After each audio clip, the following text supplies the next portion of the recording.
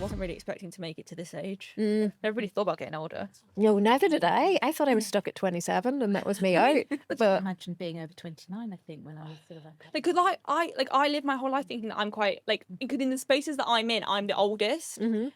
But also people can't really guess how old I am. Yeah.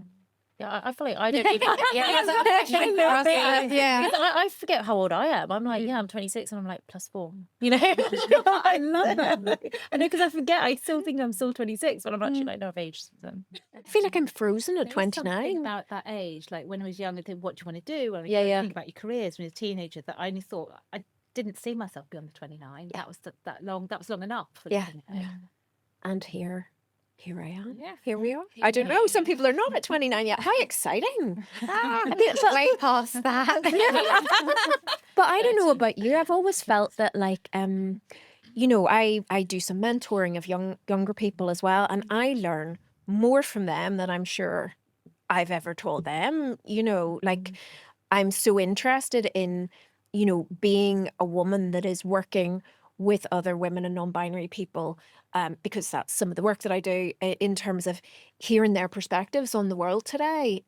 They know so much more than I did at that age, as I view it, you know. You're so right. And even like, why does a rail card stop at 30? Yeah. You know, like, why do I need a rail card still? You know. Yeah. It's And I think it's because it's like people think that you should have everything together by then, and it's like, well, no. Like people at any age could need a discount, you know. And we should be allowed to change and grow at any age. Oh, totally. You know, and to start again at any age. Yeah.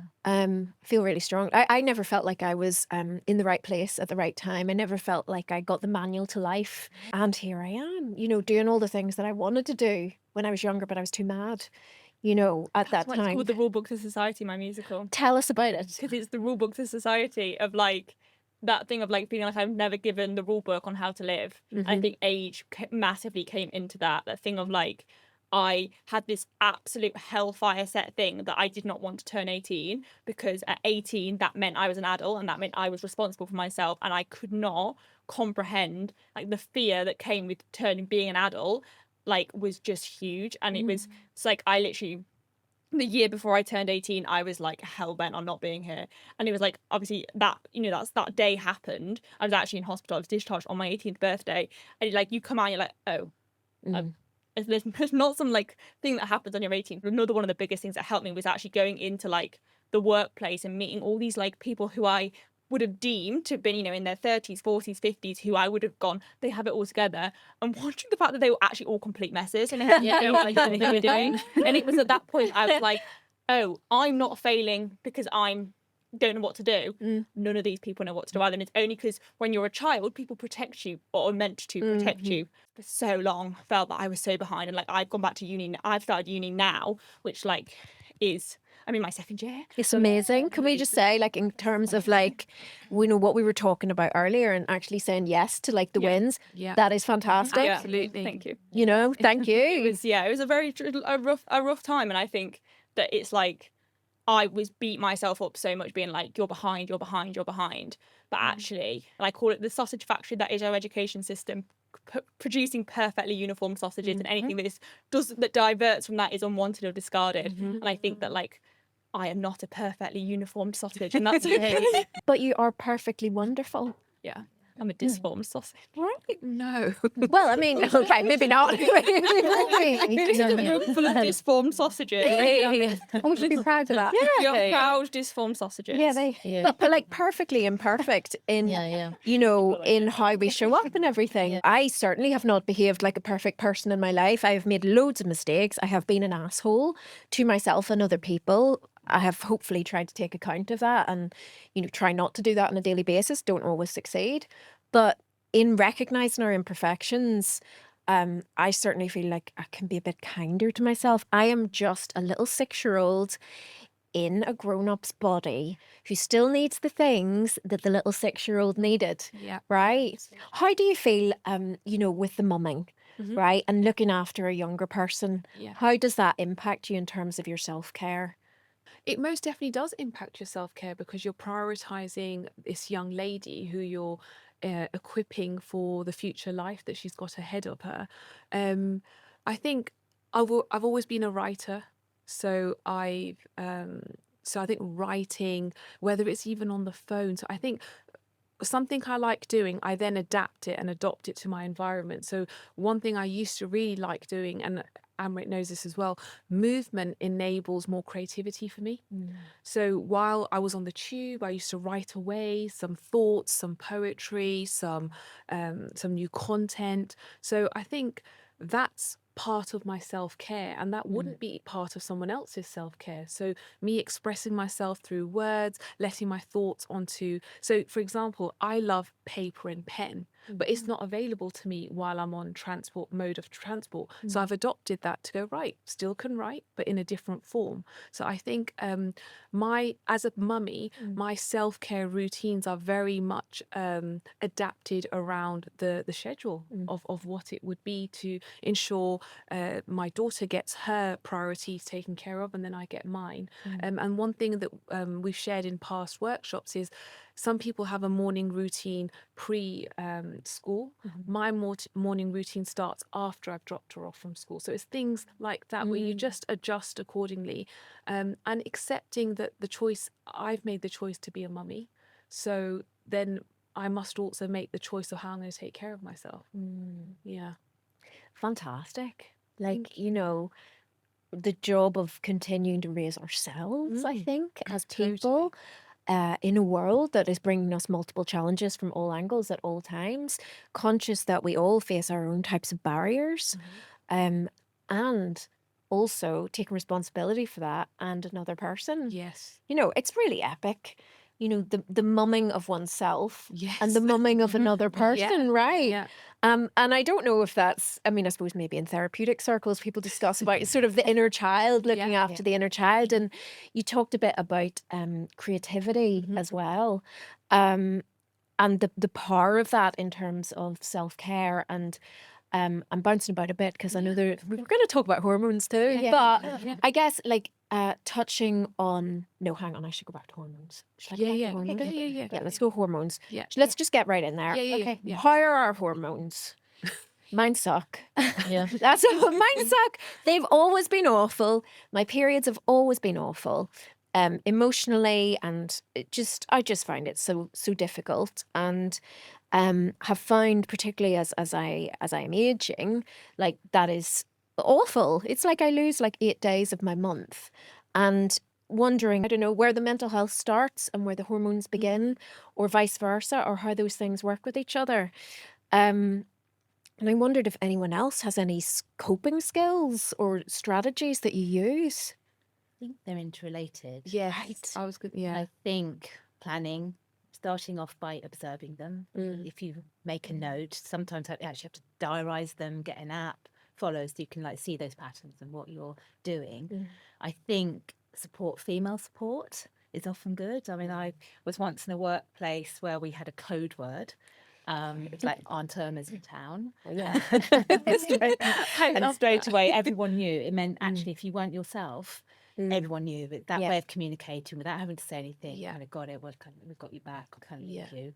And I think, I had a male boss, bless him, and I think their stereotype would have been that you're going to be moody or bad-tempered. And he called me once into him, and I think actually not always. Sometimes you're just washed out, you're lacking energy, you're not you. And that was just kind of, I was just wiped out. And he was so worried about me. He kind of called me into the side and said, are you okay? Which I think probably wasn't his, I didn't say, yes, I'm fine. But not necessarily understanding you didn't have that code word or that ability of just to take yourself out and have that time to do what you need to do. And just give me space.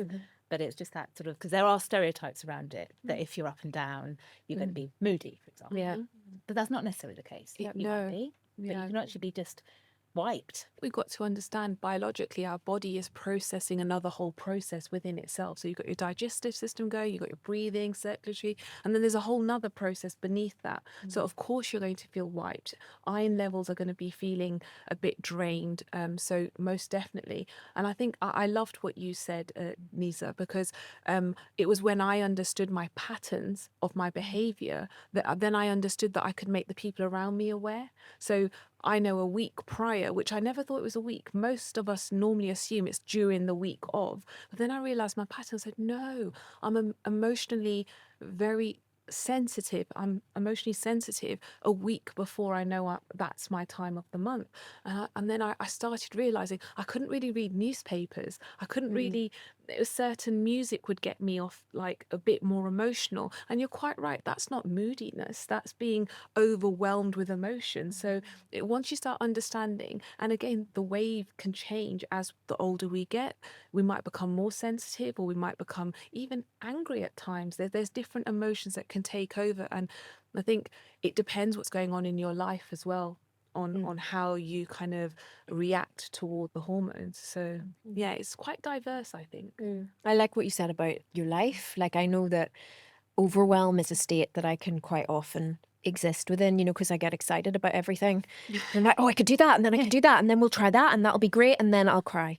You know, because I've tried to do too much. And then the payoff of that is that, like, at a certain point in my cycle, it's just all too much. And I found, you know, and I know that some of you may have experience of PMDD as well.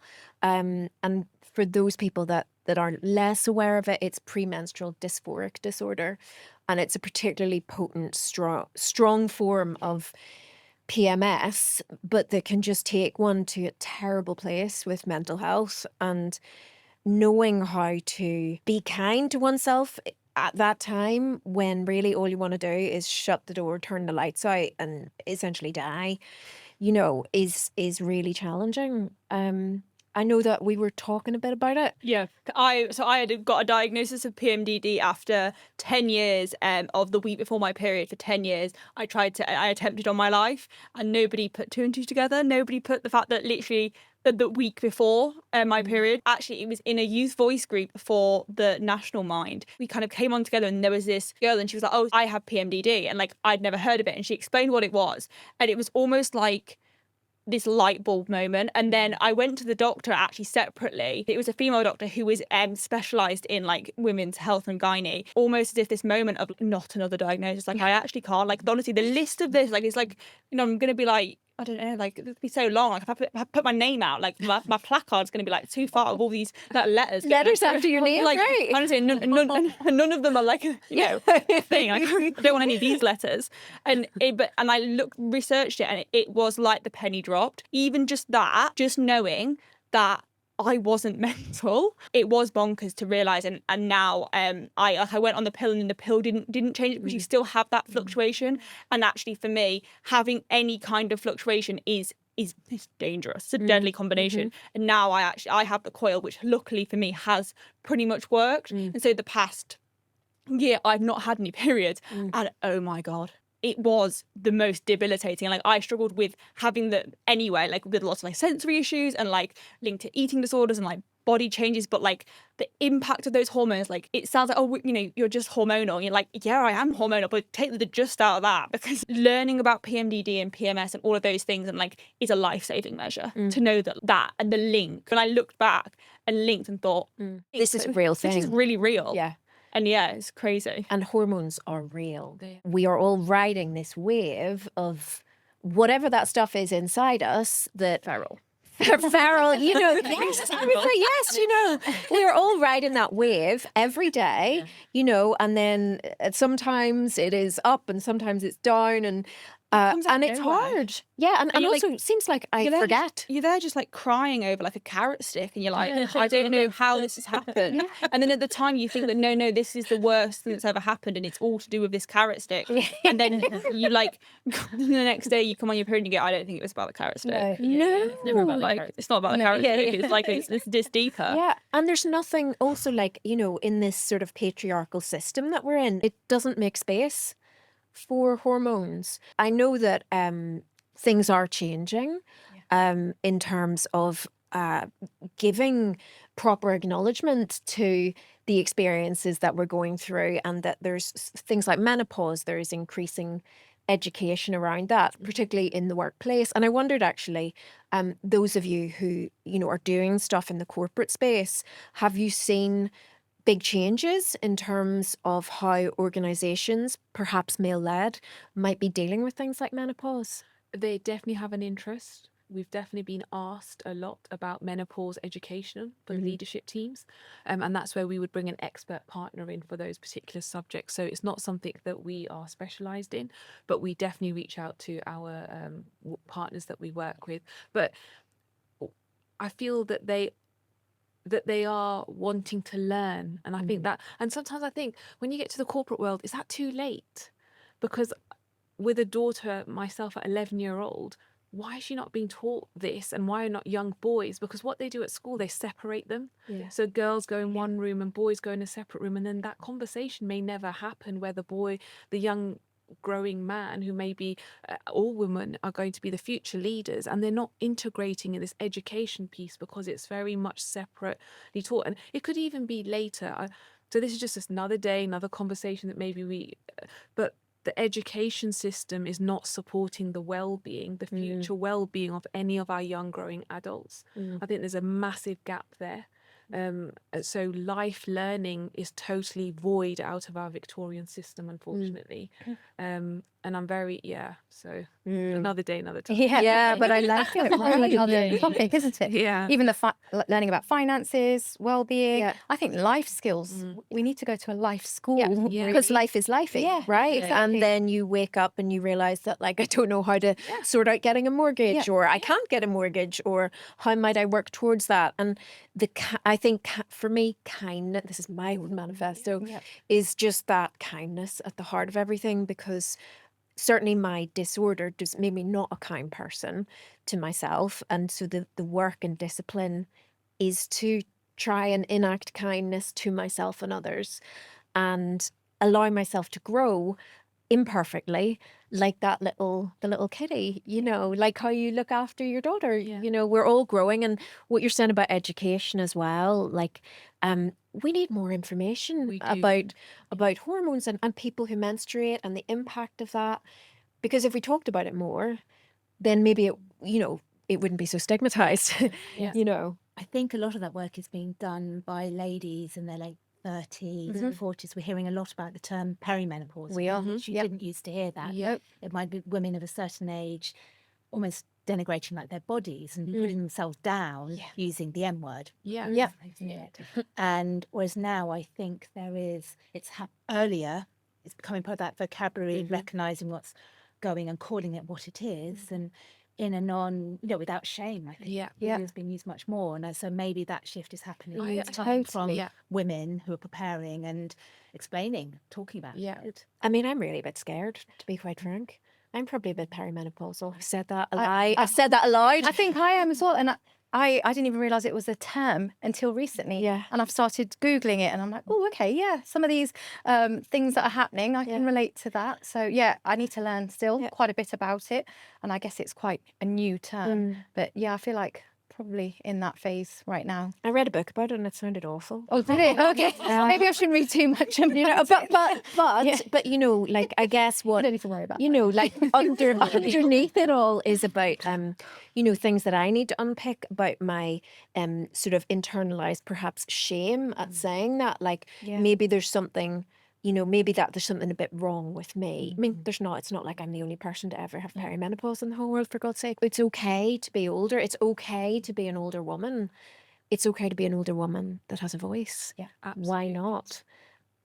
But yeah, we exist in the system that I don't actually, maybe this is, as one of our younger friends here today, not to put you on the spot, but like thinking, I can say that actually, as a woman who's aging in the world can feel unkind to the aging woman, but I don't think the world's very kind to young women either. No, I just don't think the world's very kind. Yeah.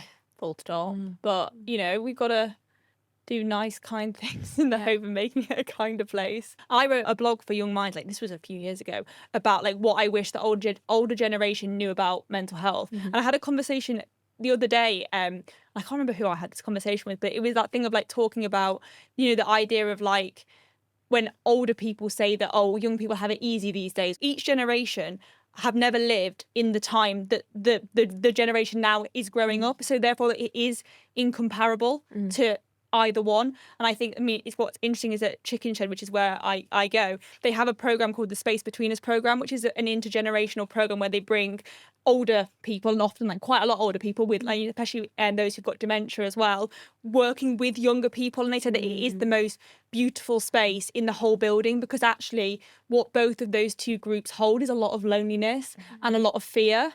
The younger people for the future, the older people maybe for the future of younger people, or for them and themselves for the future of, like, you know, what's happening to them. And actually bringing those two things of, like, yes, they're so different, those two generations, but actually we actually hold so many of the similar things, that loneliness, that fear. And actually by coming together and like talking, we break down those barriers of those differences. Because actually, you know, if you talk about young people, like I work with an organisation called the I Will movement, which is like a youth social action, and they did a report recently called the Can You See Us report, which was looking at how different generations view young people. And it's interesting as you kind of the top 5 words, and as you go up, so from 30s, 40s onwards, the words are all negative about young people. So how those generations look at it, like arrogant, sensitive, rude. And it's interesting how, like, you can see it from both perspectives. From the young people's perspective, you know, if you are labelled one of those things, and that's what people think of you, you have no necessarily motivation to be any different, because why, if people already going to think that of you, why bother changing? And also you can see from like maybe older people's perspective of, like, if you're not actually coming into contact with young people and not actually having that human experience, yeah, it can be like more of like a bit of a foreign, like, oh, this is a bit strange. And actually when we bring the two together, ultimately that we have so many shared experiences. And actually I think that's not just in age, but as in all of life, that actually when we come together and have a human conversation, those differences no longer feel so scary. Which is what Beluga's doing, right? It's about, like, we are all whales. We're all Beluga whales, right? We're all sharing like the experience of having this crazy, you know, this lifey life. Like, you know, life's going to bring challenges, which I don't much like, to be quite frank, but I'm sure there are some in the post. And we've been, you know, I've been through some. So how are we going to do it? And you're talking about connections and creativity, and that is such a powerful, which is it, right, way to connect. Because actually creativity isn't just art. It's the one thing that all human beings have, is that we can all be creative, and that creativity can look like in so many different ways. And it's interesting, like when I did another organisation, I've worked with a lot of different people, and they have a thing called creative mentoring, which is an amazing program where, like, basically young people, often like care experienced, work with like a creative mentor who isn't a therapist, isn't a like that, but they're literally just someone who holds space. And it's like, oh, you have an hour session a week and you just do whatever, anything creative. And especially for the young people who are the most disproportionately disadvantaged, and like of that thing about actually being seen. And often you get a lot of them, especially if they do a lot with like children who've come from like refugees alone. And like, you know, if you say, oh, we're gonna, you know, do some art, they're like, are you having? But actually gaming, that is a form of creativity. And it's interesting how, you know, actually when you open up creativity, it's so much bigger, and it's a language that does not need words. So therefore everybody can contribute, which is, I guess, part of what brings us here today, is thinking about the creativity that we are all utilizing in our own personal journeys and experiences, and in our work as well. I'd love to find out, like, what creativity means to you and for you, and how you enact it in your life. Actually, for me, I think creativity actually is tapping into that reality, and it's finding that sense within you that then you can express in your own way, in some sort. It's a very mindful thing as well. Like, you take an idea or explore it, and in a way it's dissociation from reality, so that you can be something else, express it and convey it in your own way. I think we're too serious now. I think we need to be more kind of like childlike. I think there's no like harm. Like, if you did something a bit silly, like, what? It's not that deep, right? It's just actually, you could make someone laugh and it could be funny and memorable, right? Instead of just going through the motions normally. So it's trying to be creative in your own right way, and also trying these different groups, because there are all things available. Like, I used to love acting, and I used to do theatre, but I haven't done that recently. So now I'm like, oh, how can I do a bit of like just do some theatre, you know? I'm an extra occasionally, randomly, in some things, and that's quite fun, because it just gets you out of your comfort zone, and it doesn't. So I think where you get out of your comfort zone, like, it's a bit scary at first. It's like, well, I'm a bit artistically challenged. Like, I'm not the best drawer, I'm not gonna lie. Stick man is as far as it goes, but like I try, and like the more you try like different things, like you know, different form of arts, you know, like you say gaming, or if it's like interpretive dance. I did ask someone if they could do an interpretive dance of loneliness. It's quite interesting. Yeah. We ended up with doing a worm actually. Anyone else want to do interpretive dance of loneliness? But it does feel a bit wormy, doesn't it? It's like it brings on the stigma, it makes it feel more accessible, and it kind of makes it more light and fun, you know. And I think that's what we should be, is more light and fun. And I think and that is art, I guess, isn't it? If you're just being free. And just, Totally. Yeah. Georgie, I think you just spot on. Actually, I've mentioned it recently to Mum and G as well, that I've come from an art background, graphic design, art, love going to galleries, you know, just that creativity in a visual sense. Because sometimes I feel like I can express myself better through drawing and but I haven't actually drawn for such a long time. And that's something I really want to tap back into. But it's something I've just popped to the side, just as you said with your acting. And it's just these reminders that we need occasionally to go, actually, it doesn't matter what it looks like. You know, we could just even paint one colour or two colours, or throw some different mediums onto a canvas or a piece of paper. But we are very critical of what we're producing now, because maybe in the back of our head, we're like, oh, we were told that wasn't good. Or, you know, or we're self-criticising our own work, so we're like, we're not even going to try putting anything on the paper. But yeah, there's a photo of a little baby niece that we have, and I said to G, oh, this is such a gorgeous picture. I really feel I'm called to draw her. I said I was going to do it in October, and it's like still the middle of October. But yeah, no, and I'm actually, maybe I'll give it a go. Actually, I think I should. I like this, like the idea that she can just give it a go. Just give it a go. Right? Yeah. Like, and sort of identifying that there's a certain pressure that exists as well. Like, you know, even with social media and stuff, like if I do a picture, it must be the best picture. And then I should be able to put it out there and maybe get some money. You know, or make a job from it, or a side hustle, you know. But actually, it's the feeling. Creativity has saved my life 100%. You know, at times when I felt most lost, it was the part of me that I could hold on to and just know, like, but you know, you can do that. So, like, you can write it down on a page, or in the darkest moments, like getting it out. And that's something that creativity does for us as well. Like you were talking about your writing. Does anyone else do journaling, free writing, that kind of thing? I mean, I do poetry, so I write poetry, which was a massive, like, I'd never been able to write poetry, and then, like, once I just started, and then, like, I didn't stop, and that's been a massively expressive. I literally could write the hind leg of a donkey. Like, I literally write so much, like, the amount of words I write constantly is actually feral. And often when I'm really upset, actually, is when I write the best, because it's, like, complete passion into, like, the kind of the page. But I do writing, but I also do journaling, but I don't do writing journaling. I do bullet journaling, junk journaling, and art journaling. Like, I find writing in, like, a creative, like, whether it's a script or a blog or, like, a poetry is, like, helpful to me, because I do have a brain that can spiral out of control. But then, like, journaling of, like, creating an art journaling is, like, so... That's so interesting you say that, because basically we've got journaling in our app. I don't want to plug it or anything, but, like, basically we had it in there, but people are like, how do I journal? Like, how am I feeling? Like, it's just, like, a bit like dead. It doesn't really mean anything. No. So we now use AI, but for good, hopefully. In terms of like prompted journaling. So like how you're feeling that day, like what, like, and like what's in my control. Like these things are like more creative ones, if that's what you're feeling, you know, and it just kind of guides you a bit more, instead of, like you say, just going down a hole of the same thing each day. And it's like maybe focusing on the negatives. It's like actually like what's positives and things like that. And just drawing from that and being a bit more creative in the way that you let go of those thoughts. Because it sounds simple, doesn't it? But these simple tools and things really work, and it's just like letting go. Created, so for Autism Awareness Acceptance Month in April, and then I did it recently for ADHD. I did a 30-day prompt for basically about exploring autistic identity and then exploring ADHD identity, and like put it on social media, just like each day. Especially the ADHD ones were like feral. One of my favourite words. Feral. I get stuck on a word and then it just like keeps... I love it. There's been worse words, so like it's quite good that we're on this one at the moment.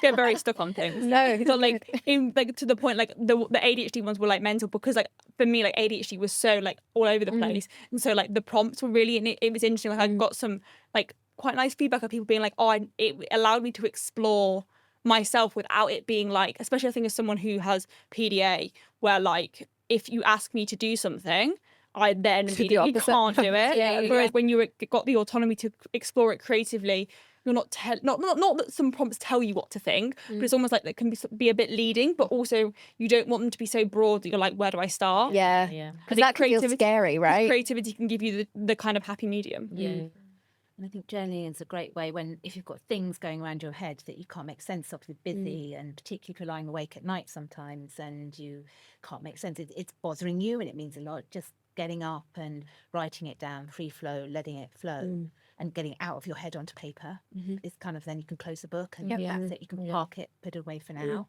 And I think sometimes when you come back to it, how often does it make sense? Yeah. That's what G always says. She can never read her own writing. In your head, it's so important, and it's stopping you from being at peace and ease with yourself right there and then. When you go back to it out on paper, well, it's not as big, right? Yeah, it's never that too. with it, and it's useful Yeah. because sometimes I think we have this, why is it at 2 o'clock in the morning you want to problem solve, action, Yeah. do anything that you can't do until 9 o'clock next morning, and that can keep you up. So sometimes getting up, just writing it down, then then you can give yourself permission to relax. I've done all I can do now, because you're worried you're going to forget it. And then you go back and you've got your to-do list for the next day, but often it doesn't seem, on paper, it's sometimes not as big as it is in your head. I mean, just as if you speak to somebody, that's what they often say, just talking about things. Because once you've heard it, once you said it out loud, it's not always as bad as it was in your own kind of echo chamber. And it's that connection as well, like with the creativity or the journaling, it connects us with ourselves as well. Like, you can work through some thoughts and feelings or get to the kernel of actually what it is that's bothering you. And then you can share it with somebody else. And it's our C words, isn't it? It's our connection and our communication and our creativity, the effort. Yeah. You had some really good words. You had 3 words that you used. What for Beluga? Yeah, Trying yeah. to build habits to get us back to people, purpose, and presence. People, purpose, and presence. Yeah, that's lovely, because coming back to the present, something that I was pleased to say earlier today is that right now we're all okay. Just right now. Who knows what's going to happen next year, next week, whatever. Life be lifey, but right now we're all right. I think if we're all good, I think that might wrap up our conversations for today. Is there anything else? Yeah, is there anything else anyone wants to drop in as we drop out? Just want to say it's been so eye-opening, just beautiful, and it's just been, thank you for thank you just for everyone. creating this space for all of us. It's Thank just you. been it's I'm just been really heartwarming. grateful, Yeah, you thank know, It's been really fun. Yeah. It really has. Yeah. to hear about your experiences and the work that you're all doing, and your voices and your creativity and the differences that you're all making, and how wonderful that Mind have given us this wonderful room and this space to talk about for their 30 for 30 campaign, which is also a really fantastic thing that's happening. And yeah, it's been a pleasure.